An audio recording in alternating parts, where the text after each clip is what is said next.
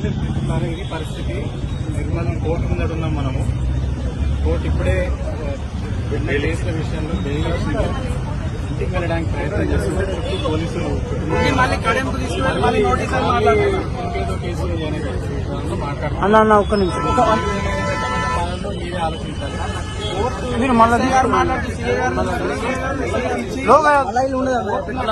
అరే ఎట్లా ఉన్నా అంటే నువ్వు లోగో ఒక్కరు తెచ్చి 10 మంది ఉన్నారు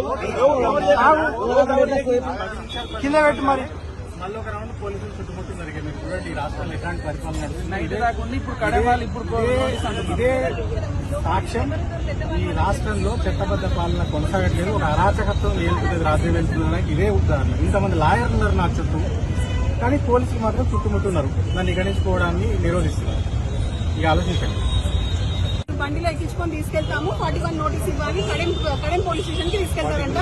ఇక్కడ నుంచి 40 కిలోమీటర్స్. మేమేమన్నామంటే మేము ఇక్కడే ఉన్నాం కదా, మీ ప్రింట్ ఇవ్వండి, మేము ఇక్కడే సైన్ చేస్తాము. బికాస్ తను జెట్ ల్యాగ్ లో ఉన్నారు. ఆల్మోస్ట్ 2-3 డేస్ నుంచి జర్నీలో, నిన్నంతా పడుకోలేదు, మొన్నంతా పడుకోలేదు. సో తన హెల్త్ బాగాలేదు. సో మీరు మాకు పర్మిషన్ ఇస్తే ఇక్కడే తీసుకుంటామని చెప్తే కూడా వినట్లేదు. మాకు హైయర్ అఫీషియల్స్ నుంచి ఇన్స్ట్రక్షన్స్ అని అంటున్నారు. సో ఈ విధంగా అసలు హరాస్ చేయాల్సిన అవసరం ఏముంది? తెలంగాణ డీజీపీ గారు, ఇక్కడ ఉన్న ఎస్పీ గారికి కూడా మేము రిక్వెస్ట్ చేస్తున్నాము.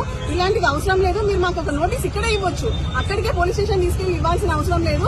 ఖచ్చితంగా అసలు ఇంటికి వచ్చి 41 నోటీస్ ఇస్తున్నారు. అట్లా ఎన్నో కేసులు అయినాయి. మేము ఎక్కడ ఉంటామో పర్సన్స్ అక్కడికి వచ్చి నోటీస్ ఇవ్వచ్చు.